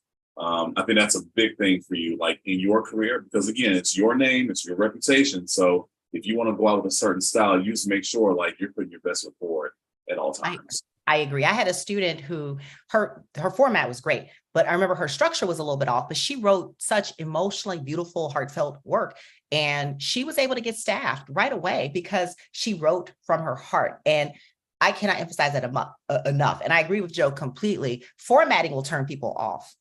Invest in Final Draft and save yourself a lot of headaches. Ryan Coogler talks about how his formatting was really bad until his girlfriend, at the time she's now his wife, she bought him Final Draft as a birthday gift. And I tell my students all the time, if you're serious about it, you'll make the commitment, because you don't want to stand out on formatting. It's like, that's the one place you want to blend in. You don't want to look like, because we can tell right away when it's off. We're like, wait a minute, these margins are off, right? This font, what is this font? Is this, what is it, like something else? So I think that's really important, especially when you're talking writing. And I also want to say, because one of the questions I was about to ask before we get to your questions is, what happens and what should you do if you sell your pitch? So I definitely want to pose that to Camille going forward. And, what happens? Yeah. What happens if you do sell your pitch? Well, I think that one thing that all of us need, people, and this might be a later question or another conversation, is agent, lawyer, manager, or whatever. But at minimum, what you're going to need, if you should happen to get a pitch meeting and sell your pitch, you are going to need a lawyer. Some people don't even have agents and or managers, but they have an entertainment lawyer, because what is going to happen is the studio is going to come back to you and or network and say, oh, we love it, we want to move forward. And they're going to be presenting a contract to you at some point. Yep. And you are going to need a professional in entertainment law, not your cousin who does, whatever accidents, right. To negotiate that contract in your best interest, but also based on where you are in your career. What will typically happen if you were more of a newcomer, if you didn't already have a team, they're going to want to partner you with a showrunner or possibly like a more senior writer or producer that's going to be working with you. Maybe you already got that even to get to this point. But you're going to go through the process, and it can be long. When I sold my project, I think the negotiation process and doing all the contracts took 6 months. So be ready for the idea of this big high, oh my God, I wish I sold my project, to now it's got to move through the business affairs, which is the part of a studio and or network that does all the negotiating between their lawyers and your representative, your lawyer. And that can take time. It can. That's one reason I don't go out, doing on social media, all this stuff, whatever. Oh, this happened, that happened, because it takes a process for all the paperwork to be done. Yeah. After that paperwork is done, you are going to get commenced to write. Commence means beginning. They are going to say, wow, we got all the contracts done. We love you. Let's get started. And there could be one of several different things that they ask you to turn in first. A lot of times it's a story area document, but they are going to then say, okay, have a meeting with all hands on deck. And here's what we want you to do. We want you to turn in a treatment or a story area, or maybe it's the first draft of your script, and then you will get paid, ting, ting, and you will then start writing professionally for them. It's going to be different than when you're writing by yourself now, because you're going to have to turn it into the network, but you will be getting paid for it. Yeah, and I tried to encapsulate all that. I hope that was helpful. No, that was very helpful, because you took me back to when, I first sold The Honorable. First of all, when we sold it, I was in Budapest. I was teaching abroad in the fall of 2019, and my team did not want my team, which consists of Stage 29, and CBS didn't know. They didn't know that I was in Budapest because my team was like, don't let them know. So y'all, I would have to get up at like 3 a.m., like, time to be on a meeting at like, 2 p.m. here in LA, like, hey, good afternoon. But I was on the phone. This was before Zoom. So it was really interesting to be on a call with maybe 12 people. Because now you really have to lean into like, who's talking, where your team's voices, but then you have to know everyone else's. So Zoom changed that. I'm gonna tell you something too. Don't act out of fear. So my team didn't want anybody to know I was out of the country because they thought it would show that I wasn't committed. Once they became my partners, they were like, girl, why didn't you just tell us you were in Budapest? We would have adjusted the meetings to fit your schedule. Because I remember one time Joe was on a call with me. I was in London and he was like, patch me in. And it was funny because like he was up and it was so funny that he was on the call too. And we were just listening, right? I mean, you couldn't probably get away with that in Zoom, but the idea is that you're like, I know, it's like, who is that? And the idea that Camille touched upon that I loved is that, yeah, you're going to start working now for real. Like it's professional. You're now working with people. And my biggest advice is to show yourself some grace and show them some grace too, because everybody now is working collectively to try to get something made. Okay. And things will change. The show that I pitched to CBS that they bought and paid me and Ali Leroy to write. Originally, when they were like, we want to buy it, but we had a whole revenge element in the story. And they were like, could y'all take that out? Yo, it was the whole thing. It was like, so we had to kind of take a step back. It's like, okay, all right, let's figure out how to make it work. So then we ended up, rewriting it to their specifications. You're working again with a ton of people. Everybody has an opinion, a feedback, but it's okay to also say, could you clarify? What are you saying exactly? Like, make sure that you're clear once you sell and you start the writing process, that you're all in agreement. And you can have discourse, you can have conversations around why you don't agree on certain things. But it's this idea we were taught at UCLA. It's called the green dress, the red dress, right? If we're arguing about the color of a dress or something that is so insignificant in your story, give it to them. Give them that note. I'll change his shoes. Okay, fine. We won't use Nikes. We're going to use Adidas. If it's something that is fundamental to who you are, then you fight for that. Fight for the things that matter, because also they're trusting you to be the kind of creator that they can value and respect and work with. You don't want to be a pushover, but you also want to be so difficult. Nobody wants to work with you, right? So you find that middle ground where they say yes. One of the things that helped me a lot in my room, in my group, I'm the only Black woman in my team, my initial team. And then out of all the studio partners and everybody, there's one other Black woman exec. So there were times where I might have, seriously, 12 execs, and the majority of them are white, different other races. And every now and again, my producer, who is also a white woman, would say, hey, y'all, maybe we should listen to Michelle because she's the Black woman who's writing the Black woman, and she can tell us how it should go. And I would be like, thank you. So get you some people that are also allies that will speak and help protect your voice. And she had to actually say this to some of the men also. Okay. So just want to put that out there. And listen, I know because time is running out, but I want to dive into questions. I see their hands up. So Alexandra, how do we do that? Do you want to just kind of jump in? Sure. Jamil Patterson, I see your hand up. Kitty Adams, I see you next. And then everyone else, can you just put your question in the chat and we'll go in order afterwards? You're on Jamil, mute. shoot, we can't hear you. Please unmute. Unmute yourself. Yeah, I gotta take myself off mute. If I put on my glasses because it's part of my costume, right? I'm not an actor or anything, but two things.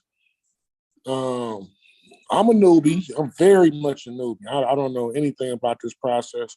I took some notes, so I learned a lot. I have more concepts for documentaries, but I have two concepts for movies. Both are remakes. No, one is a remake, one is a sequel, or kind of a sequel. And one I think can go to the theaters. The other one, I think it's more Netflix's, Amazon's. So that's one thing. The Okay. other part is Yeah, I'm hold a on, go back. community Did you have, but organizer. did you have a specific question to that, to what you just said? Oh yeah, so just movie pictures, like how can I, work, try to work these projects in, You answered some of them, but I still like to know more in depth. And then my second question is, I'm a community organizer in San Francisco, and one of the service niches is working with artists. So I know a lot of creatives, filmmakers. I know somebody that even writes comic books. And not to get too preachy and pie in the sky, but especially with technology evolving, I think this could be a good career outlet for young Black urban youth. So many of our people still are going to the street corners and stuff as an option. When I think Black people are very creative. A personal story of mine, one of my homeboys I grew up with, he been to the pit and everything, and only to 20 years later write a book. But he could have been writing that book at 18 before he went to sell some dope, right? So I would like you to work with me. I can put my email in the chat. I think this can be an inroad to a lot of creative people in San Francisco and Oakland. This could be another outlet to save lives. Well, first of all, let me hold on. Let me just answer the first. That's it, there though. Okay.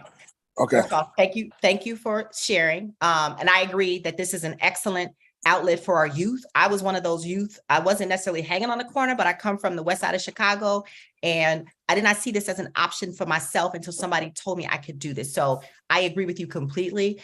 And the other thing with your multiple projects, here's the idea. Pick one that you feel is the one that you are most connected to emotionally, and you start working that one.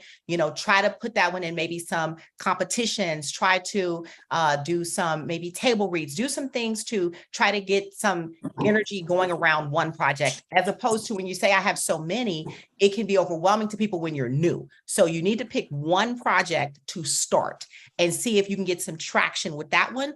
And then you could bring up the other ones, but at least start with the one that is most personal, the strongest story, and something that also you think could be a great entertainment. At the end of the day, y'all, this is an entertainment business, right? And so we are entertaining people.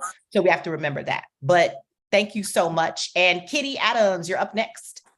Thank you very much. I'm a newbie as well, but I developed my script. It took 9 years. I hired some people to help me write it, get it in the right format. I am so strongly believing in this product. And it's an international film. So I sent it to Netflix, and they were like, okay, wow, there's something here. And then they turned it down, but I said, who can I go to? Who would like this? So I went to somebody else, and so what I'm trying to figure out is how to connect the dots, because what ended up happening is, they said, oh, you need a producer attached to it. And the actor that I haven't, and then the producer's like, well, you really need to have some talent attached to your story. So then I go to the talent. They're like, you need to really have some money behind it. So how do you get that one leg of the stool? That's my first question. The second question, how do I protect my product? When I'm out there selling it, I don't want somebody to, the example I was given, like, all of a sudden they make the movie of Caesar, but they make it with zombies. So how do I have it registered with the Writers Guild, but I want to, how can I put myself out there, but also protect myself? And the other thing that came is I am running strong with this, and then the strike happened. So I'm kind of wondering that, I pulled way back because let's face it, we're nothing if we're not together. So I'm not going to go out there and compromise the ideal. When can you get back in? So that's my 3-part question. Thank you. Joe or Camille? I think the response I have for finding someone, you gotta know when someone's giving you the runaround. I've had that before where they're like, okay, you need to go get a producer, or you need to go get the talent, you need to get the money. I think sometimes it can feel like you're getting the runaround. I think it goes back to what I was saying earlier about the relationship aspect. Like, you know, it's depending on like where you are in the industry, like finding someone that you can network with, who you can eventually tell your project about. Don't always go into like, hey, I got this project I want to pitch you and let's talk about it. You know what I'm saying? Like establish something there before you go straight into someone with just like pitching them a project, because it's very off-putting. From time it can be off-putting depending on who you're talking to. I think that probably be like my best advice. I know it's kind of vague, but it's like one relationship can carry you a long way. I think you need to find someone who's developing and producing the types of projects you want to do and establishing something with them before you feel good to like move forward or move on with them. Yeah, and I think there's also a process to ramping up, and getting to a place where you will start pitching, and whether it's that one relationship or other relationships, people are not going to be giving you the runaround, and they're going to seriously be interested in your content. Michelle talked about building energy around yourself as a creative and building energy, say, around a certain project. And I feel like that's really important too. Unfortunately, kind of the way that our business works or thinks is sometimes if some other entities that are well respected give their endorsement or their blessing, it's sort of like, then people are like, oh, that I want to hear that, or I want to know that person. So if someone was a semi-finalist in the Nickel Fellowship or in the Sundance Writers Lab, or they screened at the Palm Springs Film Festival or what have you, start to kind of build up this portfolio of energy to where when you get to the point, they're like, your name is Kitty. Oh, I want to hear Kitty's pitch because she's been doing all of these things and people are talking about her creativity or writing her stories or what have you. I mean, I think each one of us, we've put so many different irons in the fire. I know that before I ever even took a pitch meeting, I had screened short films at film festivals. I had been a semifinalist in those writing contests. I didn't always win them, but there was this momentum that was building up that was then kind of opening a crack where if I called someone and said, you're an agent, I'm looking for an agent, and I have all of these things behind me that I've done, film festivals, writing contests, and all of that, then they would read me. Or once getting the representation, or even if I didn't have the representation, friends seeing the hard work, that way I had busted my ass to do these other things, would then say, yeah, I'm going to sit down and talk to you because I see you've been doing all this other stuff. So that's the best advice I can add to that. No, I support that completely. Also want to throw in the Austin Film Festival is also a really great place to also submit your work. They also give feedback. And then if you make it to like the certain round, you can come in as like a special guest, and screenwriters from all over come. And it's a really cool place. And because this is why, because execs and managers and agents, they're always looking for the next talent. Everybody wants that next new hot voice talent. And so you have to position yourself where they can find you pretty much. And as far as like worrying about somebody stealing your work, we all should be so lucky. And I say that in jest, but ultimately it's very hard to get read, period. But to protect yourself, I'm going to always suggest the Copyright Office, even over the Writers Guild, and I'm a WGA member. The Writers Guild protects you for 5 years, so you can do that, and it's more affordable. But the Copyright Office, you're protected for your life, plus I think it's 75 years after you die, because it also transfers to your heirs. So one of the ways that I tell my students to save a little bit of money is to put together, let's say if you have 2 or 3 scripts, you can put them together as a collection, right? And say, scripts for 2023, and then you submit it. Pretty much the Copyright Office is basically a storage facility, but in a court of law, it upholds and it trumps everything else.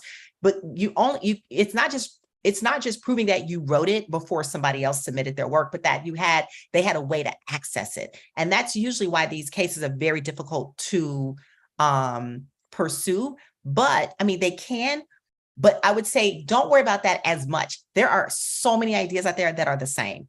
Okay. But what's going to make your idea unique is you and how you tell it, where you're from. I'm from Chicago. When I write projects, I'm writing from my experience as a Black woman from the west side of Chicago, grew up with my, very eclectic family. My mother have 5 brothers. So I had 5 uncles. I'm writing from what I know to be true. And that's what no one can take from you. And that's what makes your story. We could give one assignment and say, we're all going to write the same story idea, right? But we're all going to write it differently, right? Camille's from Compton, Joe's from Nashville. Like, we're all from different places. And so that's going to definitely inform. So I would say just protect yourself legally, do what you can. And then whenever you're sending out material, email holds up in a court of law, y'all. Y'all know emails that take come on now, Trump about to go down over some emails and some calls that were recorded. And if that'll hold up in a court of law, you can send an email and say, per your request, here is my blah, blah, blah. And it's dated, it's timed, it's stamped, but also protected outside of that. Alexandra, I believe this will be the last question. What's the process for sending work out as a screenwriter for TV or movies? Does the pitch go from an agent to a network? Or does the writer reach out? Is there a slush pile like in book writing where unknown writers send work? Camille or Joe, what's the process for sending out work? Because both of you have done this. For me, well, go ahead, Camille, please. So it depends on whether you have representation or not. If you have representation, your representation will send out your work. If you don't, typically, let's say you have a relationship. Let's say you met someone at the Austin Film Festival and you struck up a relationship. Maybe 6-7 months later, they said, hey, go ahead and submit your script. They will often ask you to send a release for the same reason that Michelle said, stating that you're not going to sue them if there's something they have similar, because they might have something similar in development. And after you sign that release and non-disclosure, then they will have you submit. A lot of times, if you have a relationship with that person, you could submit it directly, but you're going to always have to sign that release first if you don't have any representation like a lawyer or a manager. For a pitch, it's a little different than submitting a script. For a pitch, it would be setting up a pitch meeting. And if it's based on a relationship, hey, I have this new project, and then speaking to whoever that relationship is, and then them getting back with their assistant or what have you and saying, okay, here's some opportunities for you to come in and pitch your project. And they may still have you do a release before that. Yeah, I want to say, Joe, I'm sorry, I wanted to go back to a couple other questions, but that was great, Camille. Go ahead. Oh, yeah, no, sorry. I'm going to kind of jump around because I'm kind of keeping my eye on the chat as well. And so I kind of want to touch on a question that Darshell asked, and I think Julia as well. We were talking about the whole relationship aspect. I think we can kind of combine some answers here with the relationship aspect. You might be able to reach out to some development people, like someone who actually works in development specifically, who might be able to give you guidance on not necessarily your project, but how to, as Camille touched on earlier, like she was giving a rundown of how she structures her pitches. And you may find someone who might be willing to help you format, shape your story and help you get it ready or put you in the direction of where it needs to go. You never know what an executive wants to hear. Tell them what you want them to hear. Like, you control the narrative. There's also someone who asked a question about SEOs and social media and stuff like that. I work for a marketing company called BeHope, and one thing that I'm always pushing is you control your own narrative. And one thing about having a social media presence is right now we're in a very dangerous time with social media. You have to be very careful because, as I said, I say this all the time, first impressions are the most important thing, especially when your name is attached and your reputation. So if you want to build a following on social media, that's not a bad thing. Like, Michelle and I actually built our friendship based on, like, she's always saying I'm funny. I'm not funny, but she's always like, you're funny. Not true. Stop it.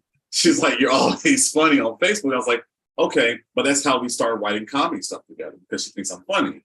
And so building a social media presence will not hurt you. Just be very careful about how you use it and where you go from there. And as far as like the SEO question, I saw that self-distribution. let's come back to that. But as far as like pitching the people and like what you're pitching specifically, you want to be very direct. You want to know exactly what you're pitching. You want to know your show inside and out, and you want to make sure you convey that to the person you're pitching to as well. And that's why, like when both Camille and Michelle were saying, like, pitch to your friends, pitch to people who don't know the business, because they're going to ask you questions. You can be like, damn, I never thought about that, before you go to someone in the business, because that way you've already kind of covered your bases. I agree. So Yeah, I think the biggest thing to remember is that ultimately you're creating content that you hope will reach other people, right? Exactly. So you have to be comfortable with getting feedback. Just like, come on, think about it. If a new show came out today, we all watched it, we're all going to have opinions. Everybody's not going to like it, right? So it's that same idea. So when you're pitching, everyone's not going to love your idea. And it doesn't mean that it's a bad idea. It's just, it's not a good fit for them. And you ultimately want to work with people that would really like the idea that you're working with, and they believe in you and your talents. Because what can happen is, if you build a relationship, and let's say you work 2 years on a project and it falls apart and you're like, oh God, we did all that work for nothing. What'll happen is you've built a relationship, but now you can do something else. As a matter of fact, right before the pandemic, right before the strike, those two things are both very traumatic for me, clearly. My producer on The Honorable, which is my first show, who I also went back with, I mentioned Apex, which is my sci-fi with Bashir. I just pitched her a brand new show right before the strike, and she loved it. She loved it so much, she was ready to take it again back to CBS as our studio partner, because she was like, I love it. So a lot of times, again, you're going back to the same people because you like them, you build a relationship. And that's really what it's about. It's really about finding the people that you want to work with, that you believe really have your back, that you also have theirs. And that it's this idea of like, you know how like when you're not in a room and somebody's talking about you, it's like, what are they saying? It's the same thing for you. What are you saying about them when they're not in the room? And like, even with Joe and I, when we worked on our project with Sugar Mamas, we just felt like the timing was off. Like, we loved the project. We got great feedback. We had a lot of great people we were working with, but it just didn't come together. But we still believe in it. Again, that story it's personal to us. So we still have, meetings where we just discuss it. Like, hey, we should put this out for a potential episode in the future, because that's the other thing. If you believe in it, you're going to continue to find a way to ultimately get it made, right? And just know this, do your research. Every show that's successful got turned down in Hollywood. Breaking Bad got turned down by everybody. They were like, nobody's gonna watch a show about this man trying to sell meth. Yes, we did. Yes, we did. And we loved it. We sure did. We were hooked from the pilot. We were like, oh, okay. That's what I'm saying. Nobody knows anything. People turn down everything. Every show gets turned. Mad Men got turned down from everybody. Like, everything gets turned down. So try to really understand that that's just the normal part of the way the industry works, and that you just have to pick yourself back up and just keep moving forward. Because ultimately, my good friend Stacey Sproul, her dad, he shared with her this great line that I love, which is, if you stay in line, your turn will come. And I think that's what we have to remember. It just depends on who's to say how long you're going to be in line. Like, all this time I've been in development, I still don't have a show on the air yet, but I'm working very diligently behind the scenes to make that happen. And so by the time it happens, they'll be like, oh, an overnight sensation. Bullshit. I'm like, okay, if that's what you want to say. But ultimately, we're working really hard. Writers work really, really hard behind the scenes. That's also why we're currently striking, because we want to be compensated for all of this work that we do while we're trying to get our work out there. Mm-hmm. So it is now 2:04, past our time. But I just want to thank everyone. Joe and Camille, thank you so much for sharing all of your experience with everyone. Alexandra, thank you so much for hosting us today. I know we're out of time, Michelle. Can I say one more thing, though? I want to ask this one last question. I'm so sorry, if I may. Yes. To Bridget, who was asking about the SEO and marketing, just real quick. I think when it comes to like marketing and self-distribution, I think it's when you have something tangible that can go out. If you write a book, you're creating IP for yourself. And once that book goes out, then you can take that to managers and buyers and distributors and say, hey, I already have this. We can write something based on what's already been created. So I think that might be another career path, like not career path, but another path that you can say, because people do that with comic books and other things like that. You create your own IP, and then you take it and you can turn that into a movie or a TV show. Okay, I'm done. Okay, thanks, Michelle. And Alexandra mentioned, and I forgot. So those of you who like what we were sharing today, I am also doing a screenwriting workshop, which will be totally different than this, where we're going to talk screenwriting. And you can, it'll be Saturday, August 26th. There is a link here in chat if you'd like to sign up. And this is where we're going to put the pen to paper, right? So it'll be sort of like if you were attending one of my classes where you get to really go through a process of kind of developing out an idea that you could hopefully, I don't know, one day turn into a hit show or a movie. Alexandra, you want to say anything, or Camille, before we go? I want to take that class. No, it's been great with all of you.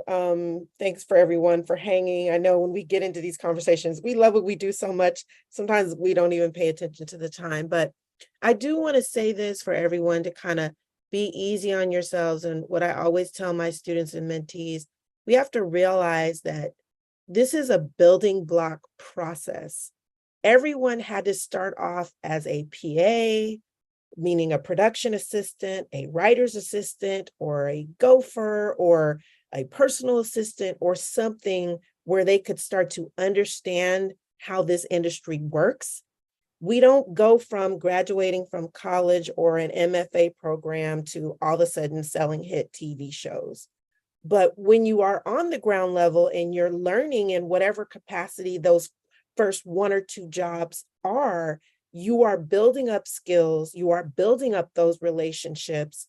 And no matter where you live now, Zoom is making things easier to live different places, to realize it's a process. And one thing I want to say, and this may be hard for some people to hear, but a mentor once told me it's going to take you 5 to 10 years before you're really doing what you want to do from the time that you started. And I think probably for most of us, it's been now in that 5 to 10 years, you wasn't that you weren't doing anything, but you might have been someone's assistant or a script editor, a script coordinator, or a production assistant, or what have you. And you were building up to the, I want to be a writer, director, producer, but realize that 5 to 10 years was the germinating period while you were doing so many things to get to the point where you could actually be in front of studio heads selling a project. And you're not the first person who's done it, so don't think it's an anomaly or anything different. It really does take that time or those 10,000 hours or what have you. So be encouraged and realize it's a marathon, not a sprint. I hate both. I hate marathons and sprints. I hate exercise. But We're writers. Alexandra? I want to thank you all so much. You're amazing. And it's interesting to hear from the TV and screenwriter perspective, coming from the, MFA novel and nonfiction writer route, and hearing how it's different. And it's, I think anyone at any level could get something out of this conversation. I noticed there were a lot of people just beginning their idea, coming from the fiction world, already in the mix. And that's what I liked about this conversation. And I agree with you. When you get going talking shop, you can go forever, which is very interesting. And these kinds of conversations are the kind of thing that you can only get from human writers. Yes. That's what we want to support. We have tremendous respect for you, WGA writers, and keep fighting. Well, thank you so much. And I look forward to anyone who will attend the workshop on the 26th. I look forward to having you again. That's going to be, we're going to get down to some nitty gritty now. We're going to get the work done. And hopefully some of you can at least leave with some, like the beginning of maybe your next great screenplay. Okay. So thanks everyone for coming. This was so much fun. And I will see you on the 26th. If not, I'm on social media. We all are. Oh, also follow folks, like find the people that you like and follow them, and just check in and just see what people are up to. Because a lot of times we will talk about our projects, like Camille said, once those checks cash or the deal is done. So, all right. Thanks, everyone. Have a great rest of your day. Thank you. Thank you, Michelle. Thanks, everyone. Thank you very much for sharing your expertise.